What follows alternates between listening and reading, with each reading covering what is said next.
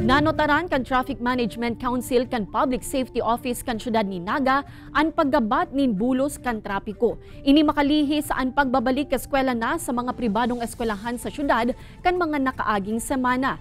Nanotaran man kan PSO-TMC ang paggabat kan bulos kan trapiko sa mga university belt sa syudad urog na tuyong rush hours.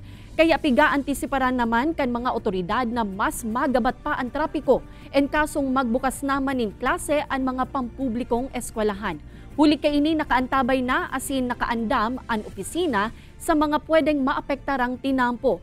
Nangapudan man ini sa mga motorista na mahatod asin masundo sa mga eskwela na gamiton ang mga drop-off areas para malikayan ang magabat na bulos kan trapiko.